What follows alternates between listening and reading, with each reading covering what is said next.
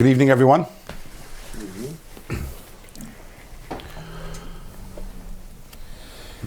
So we're middle of Perek Zayin of Shaar Hayichud Vehaemunah, and just to back up a little. So last week we spoke about the idea of Ani Hash. Before we ended off the middle of the topic of Tzimtzum Kipshutai or Tzimtzum Shalei Kipshutai, but before then we were talking about this idea of Ani Hashem Lo Yishanisi. How is it that the Navi Malachi says that Hashem says, I've never changed? And the obvious question is, what do you mean he's never changed? He created a whole world. He's aware of everything that's going on in the world. He's managing everything that goes on in the world to the smallest detail. So how can we say about Hashem that nothing changed? So we introduced that which the Rambam says, that by Hashem, by HaKadosh Baruch Hu, everything that he knows, all his knowledge is B'yedias atzmai. It's all self-knowledge. And why is that? Because once we have established and understand there is nothing outside of Hashem, there's nothing that exists outside of Hashem, and everything is just an expression, an extension of Hashem's creative powers himself. So nothing changed. How can nothing changed? Because everything that he knows, it's only, again, it's awareness of self, nothing outside of him. From there we moved on. We started talking about, the Rebbe says in the bottom of page Pei Gimel, which is opposite of page 164, V'hine mekan yesh l'havin. From here we can understand shigagas, the mistake, miktzas chachamim. How many lines? The bottom of the page. How many lines in the bottom? The new paragraph. Oh, you want the next paragraph? The mistake of miktzas chachamim be'eineihem. The mistake of some people who are wise in their own eyes. Hashem yichaper ba'adam, may Hashem forgive them. Sheshagu v'tau, they made a mistake, they erred. Be'iyunam be'kisvi harizal, when they looked into the, when they pondered and they delved into the writings of the Harizal regarding Tzimtzum. So we started talking about this last week. This was a huge issue of contention between Chassidim and the Misnagdim, the opponents of Chassidim back in the day. If you look at, if you push it historically, if you look at the different letters and notices, you go up to, you go in Shaar today, you look at the walls and you see all the notices that everyone is busy criticizing everyone else. So back 200 years ago, or a little more, so those who were opposed to Chassidus, their pashkvilim, their letters they're putting out, many of them were centered on this idea. And they accused the Chassidim of heresy because they believed Tzimtzum Shalei Kipshutai, which we're going to talk about that again, more about it in a moment. But this is a very big issue of contention. The Alter Rebbe wrote several letters defending himself against it, including in Tanya, one of them that's printed in Igeres HaKodesh, Siman Chafei, a lengthy letter where the Alter Rebbe talks about this topic also. And what's fascinating about this is that we know that the Alter Rebbe, if you read the letters from the Alter Rebbe, and they're all printed, they're in the letters, there's a Sefer Igeres Kodesh of the Alter Rebbe, right there, Igeres Kodesh, Kodesh Admor Azakin. Second to the bottom shelf, third to the left. So you have quite a few letters from the Alter Rebbe, obviously addressing the huge machlokes at that time. It was huge. Obviously, at that time, the battle, the conflict between the Chassidim and those who were opposed to Chassidus. We're talking about again. I mean, obviously, the Alter Rebbe was thrown into prison twice because of that conflict. Twice, yeah. First time he was released was in Tavkuf Nun Tes in 1798, and he was released on Yutes Kislev. And then 2 years later, he was again arrested, and again he was taken to St. Petersburg, and then he was released on the third night or the fifth night of Hanukkah. And this was a very tumultuous time in history. This was a little after the French Revolution. So the Russian government was obviously at that time was very concerned about the possibility of a revolution there also. When a king goes down the drain in one country, when he's deposed in one country, so it's these things have a way of spreading, and it took another 100 years for it to happen in Russia. It ended up happening in Russia also. And so the Misnagdim, the opponents to Chassidus, they wanted to frame the Chassidim as revolutionaries, as people who are working against the Tsar. And that's really what caught the attention of the government, which is why the Alter Rebbe was arrested twice. And although the Alter Rebbe was exonerated, there was, again, major machlokes going on in many of the cities, internal politics, in Vilna, and Baruch Hashem in the years thereafter, are, primarily already, a little already in the times of the Alter Rebbe's son and successor, the Mittel Rebbe, but then especially by the time when you talk about already in the 1840s and the 1850s, in the times of the grandson of the Alter Rebbe, the Tzemach Tzedek, by that time, really the machlokes is all but gone. What happened was that both the Chassidim and the Misnagdim realized that there's a much bigger. First of all, the Misnagdim realized that their predictions about the Chassidim just weren't correct. I mean, they thought that the Chassidim were a separatist movement. They would eventually they would abandon Torah and mitzvahs, and they realized that the Chassidim were not only didn't they abandon anything, but they were more mahader than they were. They proved themselves. Yeah, and at the end, what happened was the Misnagdim adopted many of the Chassidic practices. Many of the Chassidic practices which they themselves denounced in their early years, such as davening at length, such as more what? Upsharing, but many of the Chassidic practices they ended up adopting, and the Gedolim of the Chassidim and the Misnagdim, they worked together hand in hand for the next 100 years. The Tzemach Tzedek with Reb Chaim Volashner, Reb Itzlov Volashner, and then later in generations with Reb Chaim Lezer and the Chafetz Chaim and Reb Chaim Brisker. It was the machlokes all but subsided. In recent years, then again in the 20th century, some people decided they want to awaken the machlokes, but that wasn't mamish l'shem shemayim. But there was a big machlokes, and Tzimtzum Kipshutei, Tzimtzum Shlei Kipshutei was very much at the center. But if you look at the letters of the Alter Rebbe, you will see the Alter Rebbe consistently is asking his Chassidim to dial down the rhetoric, not to engage, not to fight back. One of the letters is printed in Tanya, in Igeres HaKodesh, in Siman Beis, Kotointi, which was a letter that Alter Rebbe wrote right after he was released from prison, the first time, right after Yutas Kislev. And there the Alter Rebbe enjoins the Chassidim to not to in any way to gloat, not in any way to, because obviously the Chassidim at that time, they had a big victory. The exoneration of the Alter Rebbe was considered a big victory. The Alter Rebbe tells Chassidim to Adar Rabbi Kamayim upon and to show love to their opponents, and thereby the Alter Rebbe was, after the Vilna Gaon passed away. So the Vilna Gaon passed away in the year, I believe, Tafkuf Nun Ches. I think it was in the middle, in Sukkot, Tafkuf Nun Ches. This was a year before the Alter Rebbe was imprisoned. As long as the Vilna Gaon was around, they didn't have the chutzpah to go and to inform on the Alter Rebbe to the government. That was a red line which the Vilna Gaon wouldn't have allowed them to cross. But once the Vilna Gaon passed away, so then many further red lines were crossed. But the Alter Rebbe, there's a very strong letter from the Alter Rebbe printed in his letters, not to chas v'shalom to say anything against the Vilna Gaon. To the contrary, the Vilna Gaon was a great person. The Alter Rebbe was consistently trying to make peace and to dial down the machlokes, and that ultimately that path succeeded because the machlokes did subside, largely because the Alter Rebbe's encouragement not to in any way to engage. In fact, the Alter Rebbe says, I want to know if anyone of my Chassidim dares to make any jokes or make any fun of the Misnagdim, I'm asking anyone who hears that to tell me about it, so that when that chassid comes to me, I'm going to distance that chassid. I'm not going to allow him to hear chassidus from me. That's not. There's nothing. No talking against the Misnagdim, because obviously so much machlokes is escalated when people in these small groups and people talk about these things. Well, what was the fuss over? So we'll get there. But I can't understand what the fuss would be. Swab.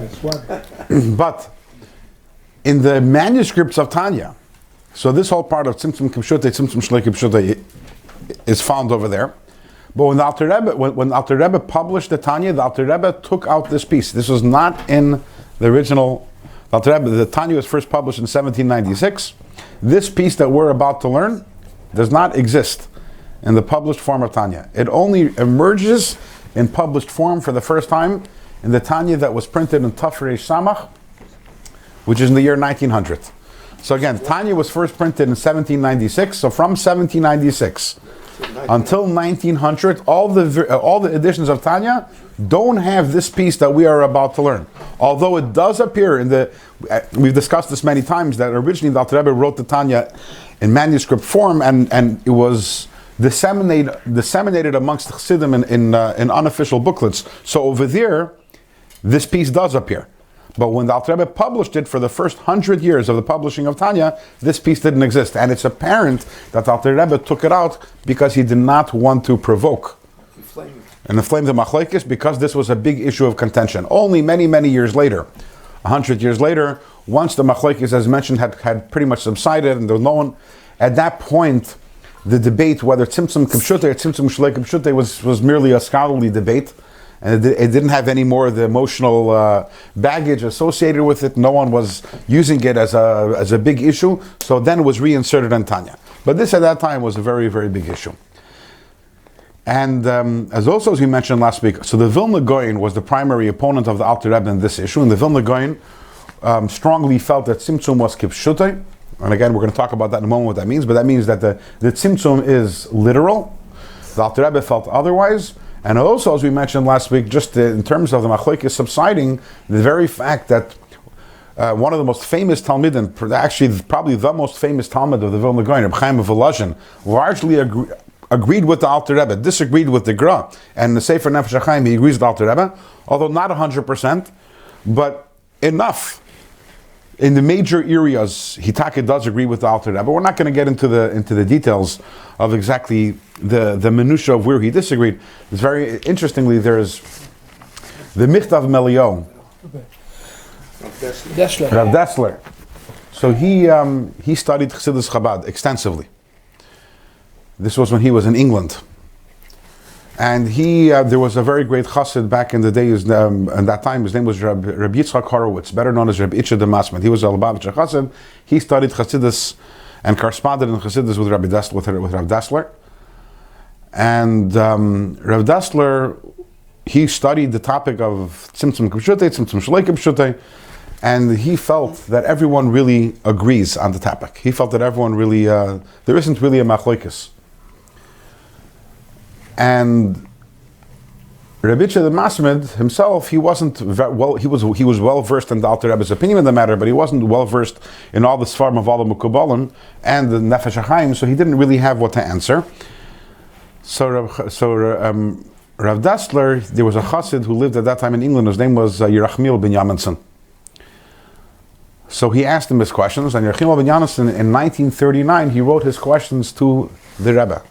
To our Rebbe. In other words, even though the Rebbe did not become a Rebbe until 1950, but in 1939, the Rebbe at that time he was in France, and those who knew, although the Rebbe was a very, very quiet, unassuming personality, that was always the Rebbe's hallmark before he became a Rebbe, completely hidden. But there were a few people who understood and respected the Rebbe's godless, the Rebbe's greatness in all areas of Torah, Nigla, Chassidus, Kabbalah. I mean, the Rebbe knew everything. So Rabbi Binyaminson, he wrote to the Rebbe the questions of Rav Dessler, and in the very first volume of the Rebbe's Igros Kodesh, of the Rebbe's letters, there's an answer from the Rebbe to Rabbi Binyaminson in response to the question of Rav Dessler, where the Rebbe boils down the opinions of, that there are four different opinions regarding Tzimtzum Kipshutei, Tzimtzum Shlei Kipshutei. It's a four-way machlokes. Again, if you get down to the details of it, and the Rebbe explains that yes, although Reb Chaim Volozhin agreed with the Alter Rebbe on the primary principle of Tzimtzum Shlei Kipshutei, but there still remains a certain area of disagreement. But again, this did not begin with the Alter Rebbe and with the Gra. The machlokes about Tzimtzum Kipshutei or Tzimtzum Shlei Kipshutei began already in the generation right after the Arizal, with some Mekubalim going one way, other Mekubalim going another way. And to repeat what we spoke about last week, the Arizal introduced into the lexicon of Kabbalah the idea of a tzimtzum, which is in a way of siluk. Meaning beforehand, although in Kabbalah spoke about the idea of contractions, of the light minimizing and contracting itself, the idea that there is what's called the tzimtzum harishon, that the original tzimtzum required not a contraction of the light, but a complete removal of the light. That's something which the Arizal introduced. That in the beginning, the Eir and Sof, as we mentioned last week, the Eir and Sof, the infinite light of Hashem, was memala kol hachalal. It filled up the entire space of everything. And in order to have a place where the worlds can exist, Hashem had to remove the light. And within the space, the empty space that was created because of the removal of the light, Hashem drew in a small little ray a thread of light into that, and that thread of light becomes the animating force for all of creation. That's what the Arizal says. And again, in the generation after the Arizal, the Mekubalim already began to debate whether, when we say that there was the removal of the Ein Sof, is that literal or is that non-literal? Tzimtzum Kipshutei, was the light literally removed, or Tzimtzum Shalei Kipshutei, or was the light not actually literally removed? With some Mekubalim on this side, some Mekubalim on that side, and there was also, you can't separate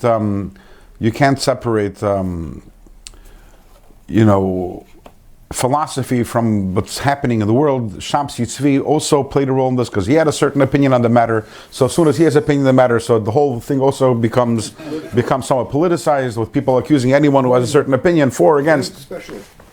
But it was a discussion that went on for hundreds of years. But obviously the Alter Rebbe and the Gra and the Vilna Gaon, they both took very strong sides. The Alter Rebbe on the side of Tzimtzum Shaloi Kipshutei, and the Gra on the side of Tzimtzum Kipshutei. And here, in Perek Zayin of Hayichud Vehaemunah, the Alter Rebbe lays out his case for Tzimtzum Shaloi Kipshutei. But as mentioned, this part of Tanya wasn't included in the first 100 years of the printed editions, with apparently the Alter Rebbe not wanting to make this a strong point because of the sensitivities that were involved in the matter. He instructed that for 100 years it shouldn't be No. We mentioned this earlier, that in the original manuscripts it exists. When the Alter Rebbe printed Tanya, it's not there. The first printed edition of Tanya, where this piece was reinserted, was the 1900 Vilna edition of Tanya. And Tanya was first printed in 1796. So on all the printings during the 1800s, this part does not exist. It's not, doesn't appear in the versions. Just to give you an idea of how sensitive it was.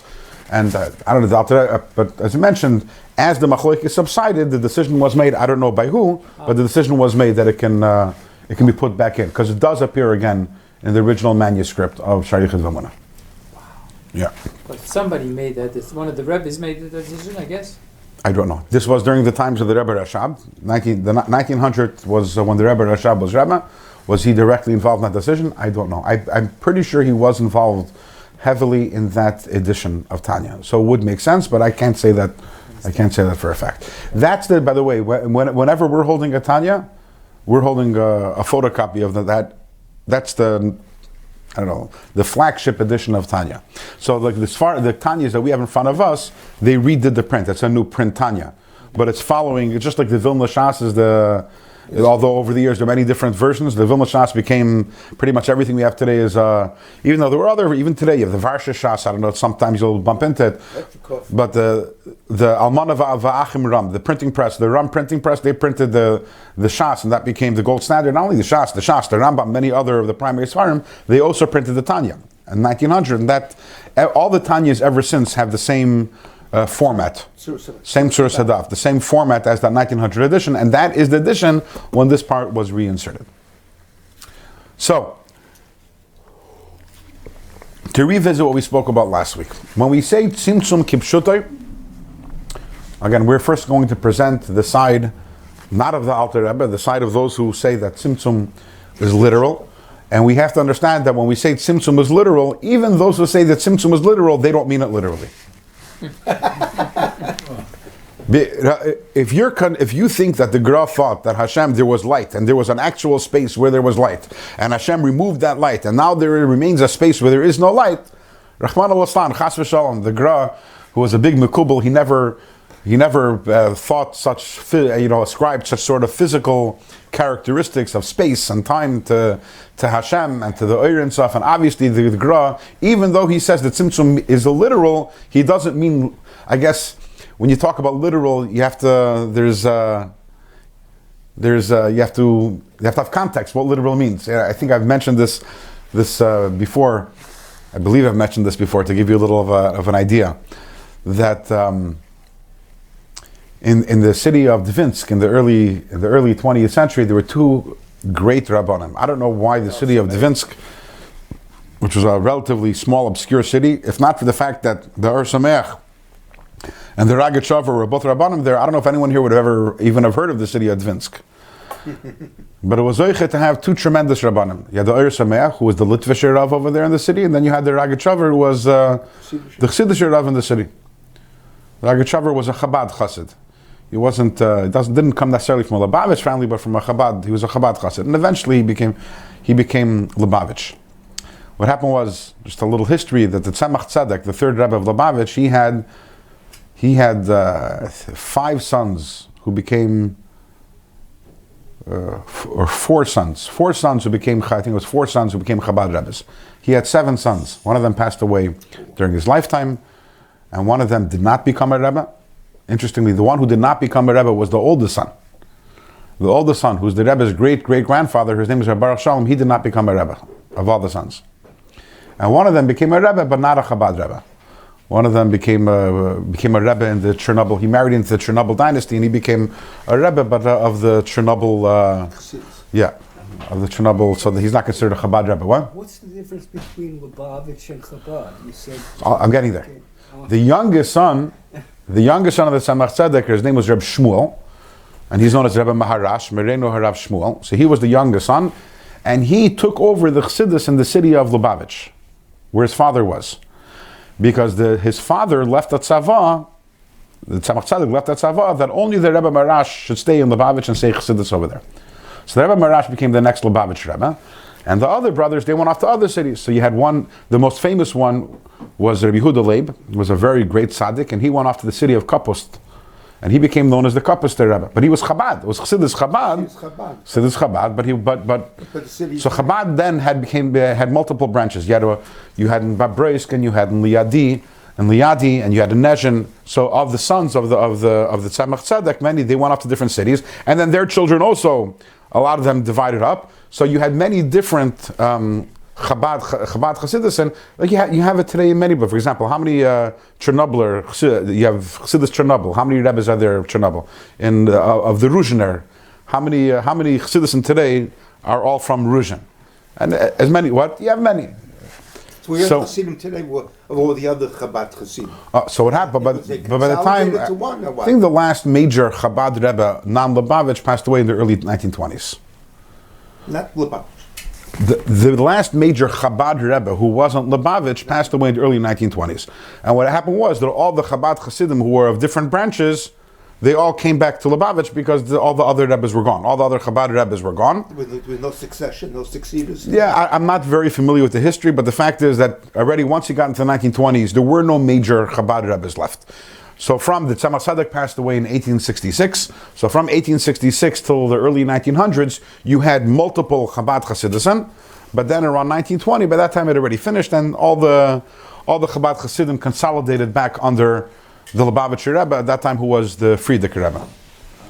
So for example, Reb Shlomo Yosef Zevin, I don't know if you heard of him, but he's a very famous Talmud Chacham in Eretz Yisrael. He was the editor of the Encyclopedia Talmudis. He wrote many Sfarim, Miyadim Bahalacha, Sipuri Chassidim, very famously, he's the author of Sipuri Chassidim. He was a Kapister Chassid. He came from a Kapister background, but eventually he became Lubavitch because there was no Kapist ceased to exist. In fact, there was Machlokes between Lubavitch and Kapist, as is often the case when two Chassidim divide Lubavitch and Kapist. There was a lot of hard feelings, but ultimately all the Kapisters came back to Lubavitch. So that Agachaver also came from Kapist. But he he associated with the Frierdiker Rebbe. He was the one, the Rebbe, when he spoke about his father-in-law, he always the Nasi. The Rebbe always spoke the Nasi Hadoir or the Nasi. And the first one to really do it was the Agachaver. The Agachaver, when he used to talk about the Frierdiker Rebbe, he called him the Nasi. There was an older chassid in Crown Heights, I've mentioned, Rabbi Merazov's grandfather, whose name was Remendel Merazov. I used to go for praying by him. He knew the Agachaver. He remembered the Agachaver. Yeah. And he says that when the Frierdiker Rebbe would summon the Agachaver would say, "The Nasi ruft, the Nasi is calling, so I have to go." So that was he was the one who coined that term about the Frierdiker Rebbe. And we're going off a little on tangents. It's fine. It's good to know. Was the Hasidus differ from each branch? Or there was just basically the same. They were all Chabad. They were similar in style. Obviously, in details there were differences, but in general, these were all Chabad and espousing the Chabad derech, which is the way of Chacham bin Adas. And I mean, that wasn't the only one. When the Alter Rebbe passed away, So one of his Talmidim became a big Rebbe. His name was Rabbi Aaron Strashella. If you heard of him. He wrote a Sefer Avodas Halevi. Rabbi Aaron Strashella, he won in competition with the Mittler Rebbe. And he attracted many, many Chassidim. So that's also Chabad. But it wasn't Lubavitch. He wrote a Sefer called Shaar. He wrote a Sefer called Avodas Halevi. He might have written a Sefer Yeringing Epesabel. I don't know if we have the Svarim over here. But there's a holy person, Rabbi Aaron Halevi Mistrashala, one of the big Talmidim of the Alter Rebbe. So this is off on a tangent. We're talking about the Ragat Shavron and Meir Simchas. They were both Rabbanim in the city of Dvinsk. And as the story goes, whether it's true or not doesn't make a difference, that there was once a group of people in one of the shuls in Dvinsk, some Hasidim and some Misnagdim, and they're busy arguing about who's greater. In Yiddish they would say, Wer is Gresser? Who's bigger? The Ragat Shavron or Meir Simcha? So there was a little kid, a 9-10-year-old kid is listening into the conversation. He listens for a few minutes and he goes over to them and he says, I don't get what your argument is all about. It's very obvious that the Ohr Sameach is bigger. The Ohr Sameach was tall and broad. And the Ragat Shavron was a very small person. He was very small. In fact, Remendel Merazov, he says that he remembered that the Ragat Shavron, he would daven in front of the Amud of the shul, and he was so short that no one saw him, and that was bekavana. He was what? Very modest. Yeah, he wasn't the people's person necessarily. He was happy to daven, do his thing, and to go back and learn. So the kid says, "What you sitting arguing about who's bigger? I was like, have you seen them? It's obvious that the Sameach is bigger." So one of the people in the conversation told the kid, "No, you don't understand. We're not talking about physical height. We're talking about lamdanas. We're talking about goinas. We're talking about Yerushalayim. We're talking about sitkis. And the kid listens, and after a minute, the kid says, "Pshatlach. Gresser means gresser. Bigger means bigger, right? If you tell me who's bigger, if you're arguing about who's bigger, bigger means bigger. Because in the eyes of a kid, when you're talking about bigger or smaller, kid doesn't understand that you're talking about spiritual concepts. Because the kid, the spiritual concepts are somewhat foreign. And bigger is bigger, let's pull out a tape measure or bring in a scale and we'll figure out who's bigger and who's smaller." In the same way, this whole argument of Tzimtzum Kipshute or Tzimtzum Shalei Kipshute, Tzimtzum being literal or not being literal, we're not talking literal in physical terms. We're talking about literal in spiritual terms. No one thought Tzimtzum Kipshute, that when it says Tzimtzum literally, they meant it bigger physically. No one meant it. But again, in the spiritual realm, you have to understand whether Tzimtzum is Kipshute or Tzimtzum is Shalei Kipshute. So, many of the great leaders, again, the great Mukabalim, they felt that Tzimtzum Kipshute, which means like this, that the Ohr Ein Sof, the infinite light of Hashem, was removed, Taka, from the lower domain, from creation, and especially our world. It's not there. It's not there. That's siluk. Siluk, yeah. Literally, it's not there. But again, we're not talking in physical terms, we're talking about in spiritual terms. So as we spoke last week, that when we say 2 + 2 = 4, where is that? So yeah, it is in my brain, right? I have it in my brain. It's not in my foot. We're not talking physical space, because 2 + 2 = 4 is a concept which doesn't have space. Like if I want to say, let's remove 2 + 2 = 4 from this room. We spoke about this last week, right? It's not shaykh, but at the same time, it could be present in some places and not to other, because other places are not able to receive it. So in this world also, for example, you have doimim, semeach, chayim, medaber, you have 4 different, you have the inanimate, and then you have the vegetable. Each one has its own chayas. Each one has its own life force. The life force of a tree doesn't exist in a rock. Why is that? Is the life force of a tree, does it take up any space? No, but it's not present. It's not present at all in the rock. So Tzimtzum Kipshute means that yes, the infinite light of Hashem, the Ohr Ein Sof, does not exist in creation. It does not exist in, and it's not even to say that Hashem exists within creation. It's not even respectful to Hashem. It's not even. In the different posters that the Misnagdim put up against Chassidim, they say, take a look. According to halacha and mevayis hamatunafis, that certain places, dirty, filthy places, you're not allowed to learn Torah, you're not allowed to daven, you're not allowed to say Hashem's name. And you're telling me that Hashem himself is there? How could that be? So what did he say? Hashem Taka, his hashgacha extends everywhere. Like they said, like Hashem, the king isn't in the garbage dump, but the king could be in his palace and could look down at the garbage dump. So Hashem and the infinite light is not present in our reality. It's not here at all. But at the same time, Hashem is aware of everything that's going on. That was the Tzimtzum Kipshuta. And the Alter Rebbe said absolutely not. And again, the Alter Rebbe and many other Mekubalim, and also as mentioned before, Rabbi Nachman of Breslov came out in that direction. And in general, Chassidus came out in the direction of, and this was, the Alter Rebbe was really getting this from the Magid, the Mezritch Magid, his teacher who taught this, that Tzimtzum Mishalei Kipshuta, the Eir and Sof is everywhere. The Eir and Sof is everywhere. The only thing is, it's not revealed there. It's not revealed in certain places, but it's present everywhere. So Tzimtzum Kipshutai literally means it's not there. And that Tzimtzum Shalei Kipshutai, and only Hashem is Mashgiach, and Tzimtzum Shalei Kipshutai means that when it says Hashem removed himself, it only means that he removed his awareness, that creation is unaware of the fact that it's there, but it's there intimately in every single detail of creation. That's it in a nutshell, but as we continue, we will have a much better understanding of the Alter Rebbe's opinion and its implications. Let's do this inside. Again, we're going to start again from page Pei Gimel, 4 lines from the top, from the bottom, opposite of page 164. Vehaemunah. Mikan, from over here, and again, we'll also have to come back, what does this Mikan mean? In other words, what is it that we said before that is a proof that Tzimtzum Shalei Kipshutai? We'll get there.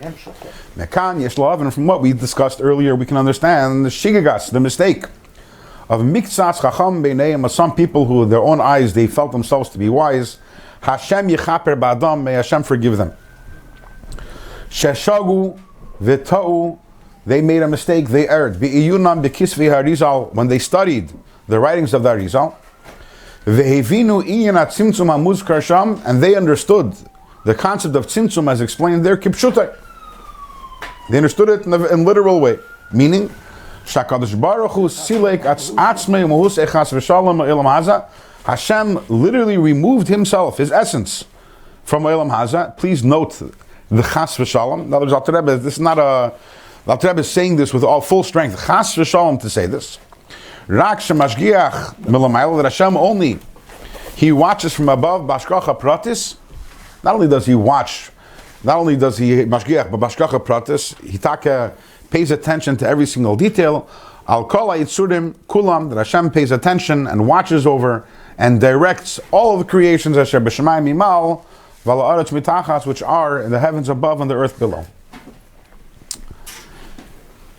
Vehaemunah, Alter Rebbe now is going to bring us 2 proofs, 2 rayas to his position that we cannot say Tzimtzum Kipshutai. Milvad, besides for the fact we can't say that Tzimtzum means literal, because the idea of Tzimtzum, contraction, that is a bodily occurrence, and we cannot ascribe that ala Kadosh Baruch Hu. Hanivdal mehem, and Hashem, who is removed from any bodily occurrence, ribi rivavis havdalas adin kates, tens of thousands upon tens of thousands of separations, and even infinitely. So this is the first idea that Alter Rebbe is saying. Alter Rebbe is going to say the idea of tzimtzum, which means contraction. The idea that I'm contracting myself, and there's a certain area, therefore, which I'm not in, is mikrei haguf. That's something which is a bodily occurrence, and that's something that we cannot say chas v'shalom about Hashem. I say tzimtzum is he's in the guf. I'm going to explain. Yeah, what's contraction? And again, obviously, the Rambam is the one who brings down in his Yesod Hayichud that we can't say that Hashem experiences anything mikrei haguf, anything which is like body-like. The idea of tzimtzum is a bodily thing. Now, you're looking at me as because even those who say that tzimtzum kipshutai, obviously they don't mean it in a physical sense. But Alter Rebbe is giving us a deeper idea over here, which is as follows. When we're talking about a physical object, a physical body, so a physical body, we can say it used to take up a large expanse, and now it contracted and takes up less space. Let's look at that in a little deeper sense. What does that mean? That means that there's something which took up a certain amount of space, and now it takes up less space. Why is that? Because anything which is three-dimensional, anything which takes up space, its existence depends on taking up space. A physical thing can't exist without taking up space. So a physical thing requires space in order to exist. And therefore it exists in one place and not in another place. And therefore it can contract. It doesn't have to be everywhere. In fact, it almost needs permission from place, and in order for me to exist, I need permission from the space to exist within it. And if it doesn't have permission from the space, or it can't, then it won't exist there. It doesn't have to exist everywhere. This can be true in a spiritual sense also, and it's still called mikri haguf, meaning when you have a spiritual concept which can be everywhere and then contracted, that means it isn't essentially everywhere. We can't say that about Hashem. The Alter Rebbe's argument is that to make that to say that Hashem contracts, which means that essentially there exists a possibility for Hashem not to be somewhere, we can't say that about Hashem. That's mikri haguf. Hashem is everywhere because by definition He's always everywhere, and we can't compare Hashem even in spiritual terms to a body which can be here, can be there. In other words, that's all dependent. Sometimes I'm here, sometimes I'm there. I can be everywhere, I can be nowhere.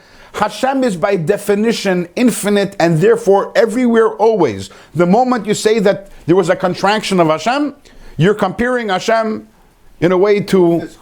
Sorry? To Mikri Aguf, yeah. And He's infinite.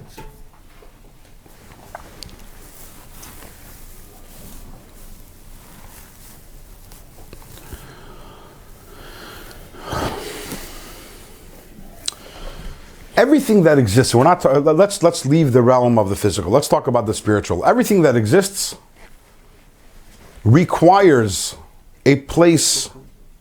If it exists somewhere, then there is the awareness of the place of where it is. So it's the place where it is aware of its presence.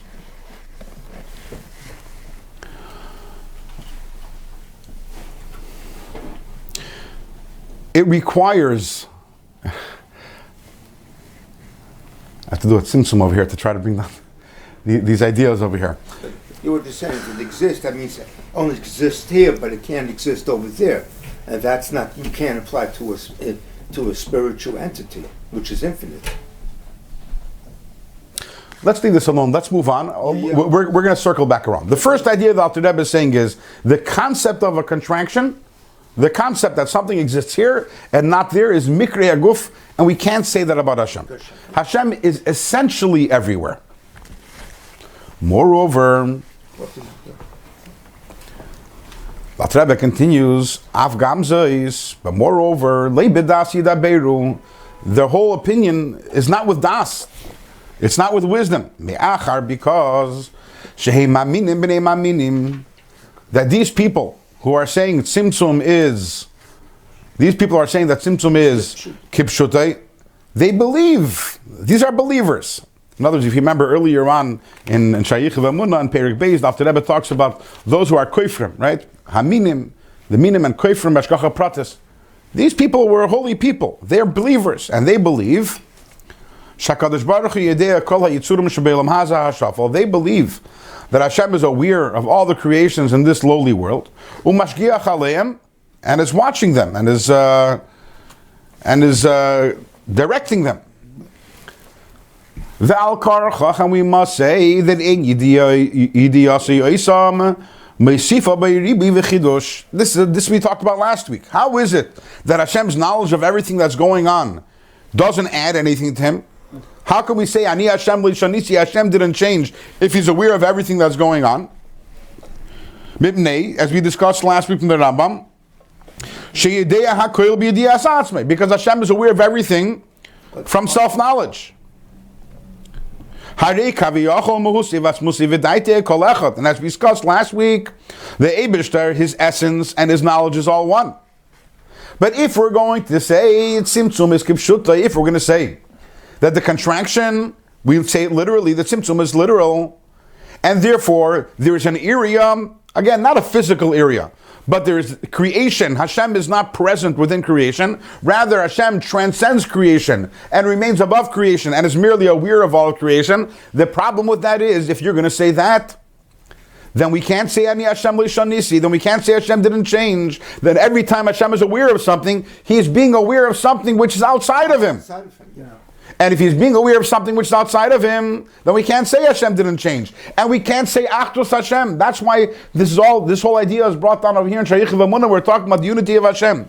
If Hashem is everywhere, and Hashem is intimately present in everything, then Hashem's knowledge of everything is merely Yediyas Atzmai. Is only self-knowledge, and that's great. Then nothing changed. And then Hashem Echad. But the moment we're saying that Tzimtzum Kipshuti, the moment you're going to say that the contraction is literal and there's something outside of Hashem, yeah, Hashem is aware of everything. Yeah, we're talking about believers. The Gra obviously believed that Hashem is aware of everything. The Gra obviously also believed that Hashem is controlling everything, directs everything. However, there is something outside of Hashem. And the moment there is something outside of Hashem, then we have a problem with saying Ein Oid. The whole concept of Ein Oid, Einid Movadai. And the only way that we can reconcile Einid Movadai is through saying Yediyas Atzmai, that Hashem is aware of everything because He is everything and He's intimately within everything, and therefore He's aware of Himself. So these are the two proofs that the Rebbe is going to bring down for the idea of Tzimtzum Shalei Kipshutai. Number one, we can't say that Hashem contracts. It doesn't work that way. Because that means that Hashem isn't essentially everywhere. And number two is the second idea, which is that, and that's why, remember we said, V'hinei mikan yesh l'havin. Remember we started off, from here we understand the mistake. What is the from here? Because last week, earlier on in Tanya, the Rebbe spoke about the idea of Yediyas Atzmai. That in order to accept this idea of the Achdus Hashem, the oneness of Hashem, we need to understand that the fact that Hashem is aware of everything that goes on is only self-knowledge. But once we understand that, we understand the mistake, the fallacy of Tzimtzum Kipshutai.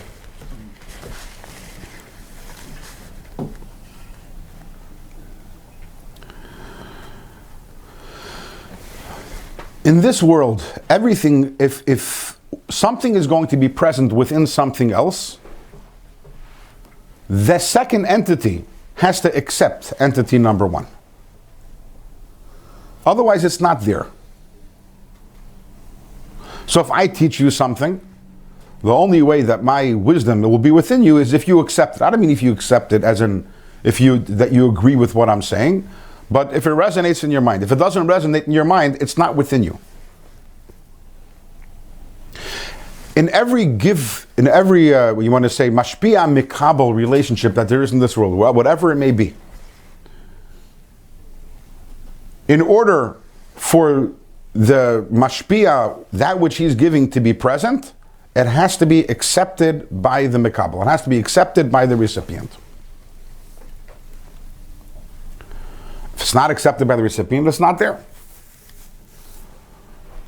Can something be in this room without anyone being aware of it? The answer is yeah. But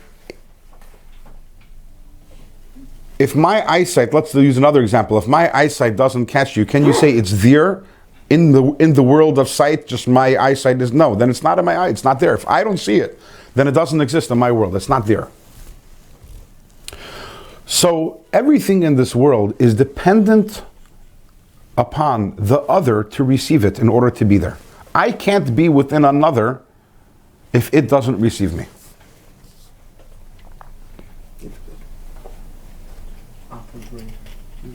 So therefore you have to be a separate entity. Sorry? Trying to bring out the point that in order to be a Maccabi, you have to be a separate... you don't have to tell me what I'm trying to say. I'll say it myself. Yeah, all right. Sorry. No, I just want to know if you're trying to We're getting there. Point. Yeah, we're getting there. All right. And therefore,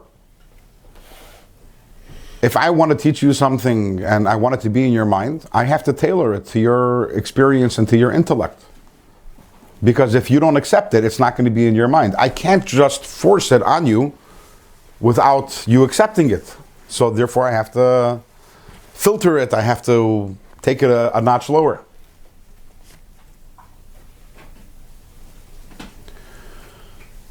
But by Hashem it doesn't work that way.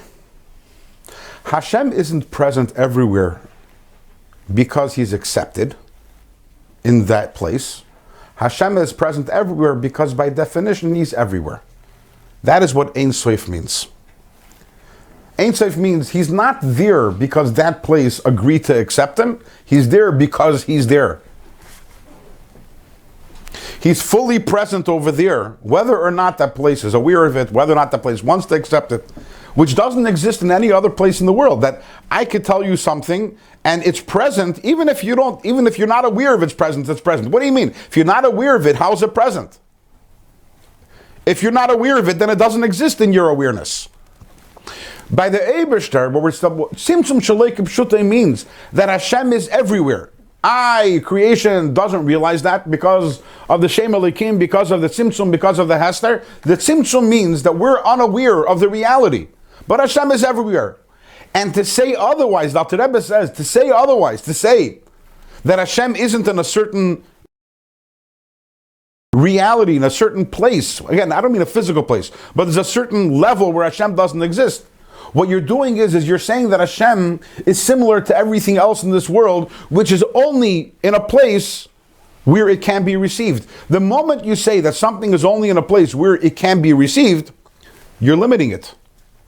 I'm not by definition everywhere. Hashem is not by definition. He's only where he can be accepted, and by Hashem it doesn't work that way. So therefore Hashem automatically has to be everywhere.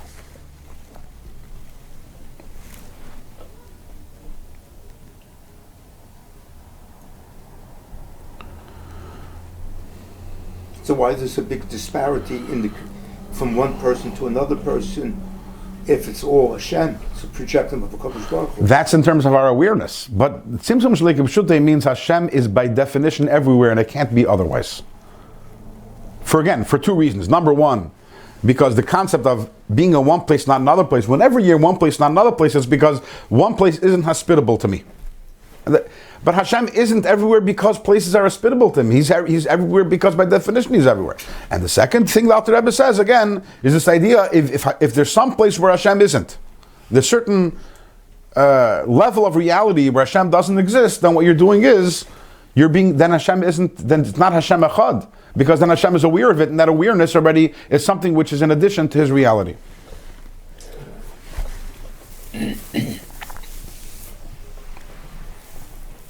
So if the spiritual doesn't exist in the physical, for example,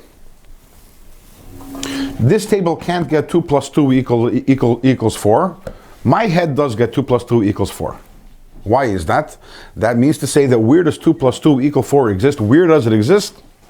And only in the place that can accept it. But if 2 plus 2 equals 4 is the emes of Hashem, it's not, then it exists everywhere. The table can't accept that is not accepting in its terms. Hashem doesn't need anything else to accept it in order to be present there.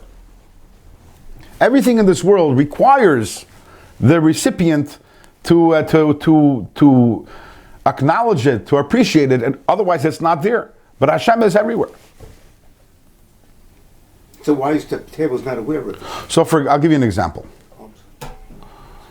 Why isn't it aware of it? Yeah, this is. We answered that question. We answered that question because of the Tzimtzum of Shem Elikim. But that's the issue of the awareness of the table. That doesn't in any way impact Hashem being 100% present in every single thing, in every single part of reality. But that table will never be aware of it. It was designed not to be ever aware of it. That was a little of a leap, and that's something we have to talk about. Probably not today, but we have to get there.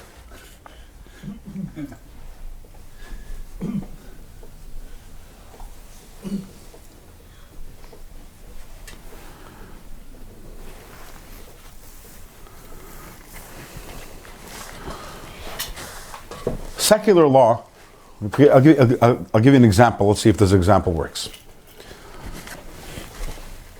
There's certain things that legally we're not allowed to own. So let's say there's certain controlled substances.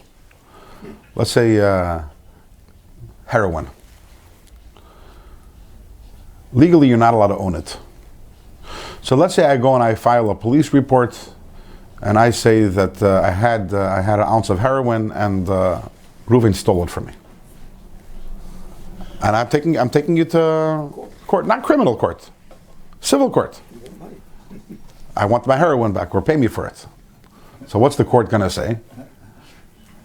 Why you carry that? What? You have it illegally. Don't belong. I'll answer. What do you mean? That's a different question. You want to arrest me and put me in jail? I'll do that. But he owes me money because this costed, street value was $1 million. I want $1 million from him. You want to throw me in jail? Throw me in jail. But the court, no. So the court is going to say he doesn't owe you any money. Why? Because you never owned it in the first place. Why? Because since we don't let you own it, we don't acknowledge ownership over. So therefore, he doesn't owe you anything. Why? Because you don't own it. Now, what if someone kills another person and he's arrested and he's brought to court? Can the judge say the same thing over there? Can the judge say, well, legally you're not allowed to kill this other guy, so we don't legally accept that you killed him, and therefore you didn't kill him and he's not dead, because legally we don't acknowledge, it's not, we don't acknowledge the validity of murder, and therefore he's not dead, and therefore we're not putting you in jail because you didn't kill anyone. You're not burying the guy either. What? You're not going to bury the guy either. No, but do you realize the difference? In one case, we said that the court can say, we don't recognize the validity of ownership. And that kind of makes sense to everyone here, right? By the way, I'm not saying Torah would have the same answer. Probably wouldn't. But why can't the court not recognize the validity of the murder? But they could not recognize the validity of the ownership. What's the difference?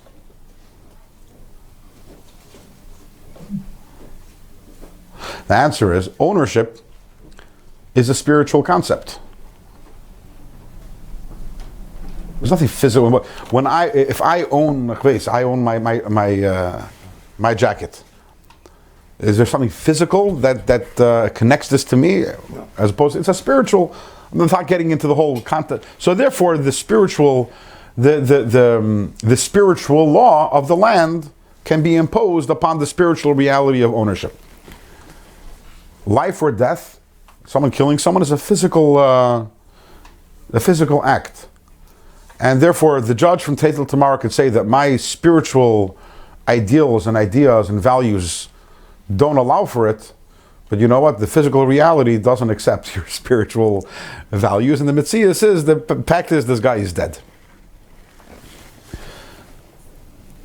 What's fascinating is, by the way, that with Torah it's different. There's a very famous Yerushalmi Masechtas Nadarim on the pasuk L'keil Gomer Alai, which says, without getting into the details of the halacha over there, we know that there's certain things that depend upon time. You know, things Chacham say at this age or at that age, this is what happens. These are things, natural things. So we know that the Chachamim, they have the power to make the year a Ibriyar or a non-Ibriyar, to make it a leap year or a non-leap year. And the physical reality of the world is going to reflect that which the Chachamim say. Not only that, the Chiddush is bigger. Let's say something happened. A physical thing happened, and therefore because the person's at a certain age, the physical reality something should happen. And then what happened was that 3 days later, the Chacham got together and said, you know what, no, we're making an extra Ibriyar, so therefore now this person's birthday isn't for another few weeks. So what's going to happen is that which happened is going to be reversed. That's what the Gemara says. So the Chachamim have the power actually to change the reality not only of the future, but also even the reality of the past. And why is that? As opposed to the judge in the court can't go and change the reality of the past and say you didn't murder the person. Chachamim have that power. And why? That's the power of Torah. Because Torah is Taka, the source of everything. So therefore Torah, Taka, there is no place where Torah doesn't exist.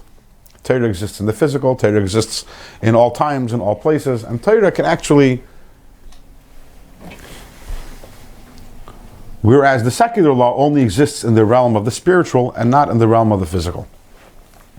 This is an example for the point we're trying to bring out. Something spiritual, its domain is the spiritual. It's not in the physical. Why? Because the physical is not a keli for it. So the physical reality is not a keli, doesn't validate or accept the law of the land. It doesn't have to. They live in different dimensions. The spiritual dimension of law and the physical dimension of reality, they don't intersect with each other. So the spiritual law doesn't exist in the world of the physical. But Torah is different, and Hashem is different. Hashem exists everywhere, not because a particular realm or reality accepts Hashem, but because Hashem is everywhere.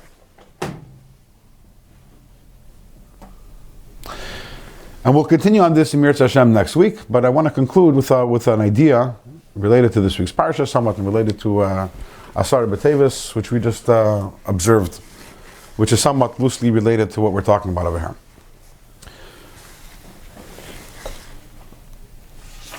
The Navi Yecheskel, when he's talking, he talks about the siege upon Yerushalayim, which began on Asar B'Tevis. So the pasuk says over there, the Navi Yecheskel says he has a nevuah. Hashem told Yecheskel, take for yourself a machvas of barzel, a frying pan made out of iron. Barzel is iron. And put it up between you and the city. And this is a physical representation of what's going to happen, that there's going to be a siege against the city. Just like a siege with of iron up against the city. And that's what's going to happen. And therefore, do this in a physical way, and that will result in the reality of the city of Yerushalayim entering the state of a siege from Melech Bavel. So in a Sikha, the Rebbe analyzes this idea of barzel. Interesting phenomenon, barzel. Barzel, iron, was not allowed, we know, in the Mishkan, in the Beis HaMikdash. They weren't able to cut the stones with barzel. And they weren't able to use it in the... You weren't allowed to have any revealed barzel in the Beis HaMikdash anywhere. And why is that? Because barzel is used for weaponry, which is used to shorten the lives of human beings, and therefore it was not allowed in the Beis HaMikdash. But nevertheless, we have this imagery of barzel being used over here in the siege. And there is also, although barzel is ostensibly a negative item, but there's also barzel in Kedusha. The idea of barzel, the Rebbe brings down from Gemara in Masechtas Tainis, where it says that every Talmid Chacham has to be like barzel. As the pasuk says, Eretz Asher Avaneha Barzel. Al Tikri Avaneha Al Beineha. Talmid Chacham has to have the strength of barzel. And in Kabbalah, interestingly, the term barzel is brought down as a Rosh Tevis. That barzel in general is a reference to klipa. That's why we find it by Oig Malach Habashan, Halei Arse Eres Barzel. Barzel is in general klipa. And barzel is Rosh Tevis of Bilha, Rachel, Zilpa, Leah. All the amount. Not all the Imais, not Sarah and Rivka. But what's interesting is that you look at the order over there, you have first Bilha, and then Rachel, and first Zilpa and then Leah, which is a reference to a pasuk that, I forget the words of the pasuk, but Amma Kisirash Gevirta, when you put the servant before the mistress, you put before the master. First Bilha, then... So everything about barzel is coming out wrong over here. And in Kabbalah Taka it's explained, it says that Evan, the pasuk, Evan Ma'asu Haboinim Hoysal Reish Pina, that Evan Ma'asu Haboinim is talking about Bilha and Zilpa. The Boinim, the builders, those are the Avis. And the Avis didn't want to have anything to do with Bilha and Zilpa. Why? Because it's brought down. The Imahai, Sarah, Rivka, Rachel, and Leah, they were Malchus of the world of Atzilus. Atzilus is all Alakus. Bilha and Zilpa, they were Malchus of the world of Bria, which is already, Bria is already creation, there's already Yeshus over there. And they didn't want to have anything to do with them. But Hoyshal Reish Pina, ultimately, they also ended up putting up Shvatim. So barzel represents the idea of creation, the lowliness of creation, already in the world of Bria, which is why it wasn't used in the Beis HaMikdash.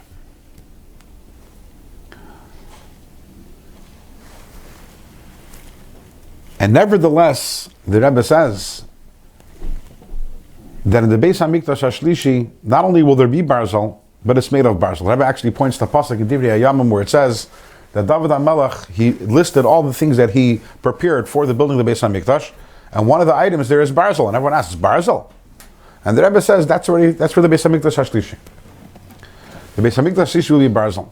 It says that and the reason why is because, and this is all alluded to in Asar B'Tevis, which is the beginning of the Galus, the whole beginning of the Galus, and the whole point of Galus is to lead ultimately to the third Beis HaMikdash.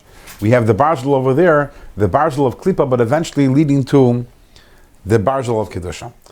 And the underlying idea over here is that the Eibishter, what does he want? He wants to have that the Dira, B'Tachtoinim, the place where he dwells, should be in the lowest possible realm. And that's not Zahav, and that's not Kesef, and it's not Nechoshes. Even though Nechoshes also was lowly, without getting into the Kabbalistic understanding of that, but nothing is lower than Barzel, and that's where the Eibishter wants to be actually fully present. And the Beis HaMikdash HaShlishi will be Dafka of Barzel, which was Bila Rachel Zilpa Leah, the lower before the higher. And this is a very important idea in relation to the period that we're talking about right now. This larger disagreement over Tzimtzum Kipshutai, Tzimtzum Shalei Kipshutai, and Chassidus insisting that Tzimtzum Shalei Kipshutai, that Hashem is present even in the lowest possible part of creation. And since He's present over there, the only problem is an issue of revelation. We can and will reveal Hashem there also. The moment you say that Tzimtzum is Kipshutai, that Hashem literally doesn't exist in the lower, and He only is restricted to the higher, then you've created a gap, an unbridgeable gap between Hashem and the worlds. And the lower the element of the world, the greater the gap. But Tzimtzum Shalei Kipshutai means Hashem is equally present everywhere. The Tzimtzum doesn't mean that Hashem is not there. The Tzimtzum means Hashem is not revealed there. If Hashem is, the only problem is that Hashem is not revealed, then we could reveal Hashem there. And remember, you said earlier in the class today, you said, well, Hashem can never be revealed in this table. And the answer is yes, He will be revealed in this table. Why? Because He's there. If you say Tzimtzum Kipshutai, then Hashem can never be revealed in this table because He's not there. By definition, He's not there. He's watching from above. And that is why it was so central in Chassidus, this idea of Tzimtzum Kipshutai. We have here this week's parsha, Vaychi Yaakov, we're Be'eretz Mitzrayim. The emes achayis of Yaakov, and Yaakov, by the way, represents the idea of Limud HaTorah. We know that of the Avos, that Avram represents Gemilas Chasadim, and Yitzchak represents the idea of Avodah. You have the three pillars upon which the world exists. Torah, Avodah, Gemilas Chasadim. Of the three, Yaakov represents the idea of Torah. That through the koyach of Torah, you can be in Mitzrayim, and at the end of the day, it's still Vayechi Yaakov, and Yaakov Avinu lo yimeis. And why is that? Because ultimately we reveal that in Mitzrayim also, that the Eibishter is there also. Tzimtzum Shalei Kipshutai means that the Eibishter is everywhere, and with the proper koyach, and befrat with the koyach of Torah. Which is why the first thing that Yaakov did before he went down to Mitzrayim is, what did he do? He opened up a yeshiva, the first thing. Because of the koyach of Torah, which Torah is the source of all the worlds, we're megala in every single element of the world, even the lowest element of the world, the Eibishter is there. Why? Because Tzimtzum Shalei Kipshutai. Good Shabbos, everyone, and we'll continue Mir Tashem on this topic next week.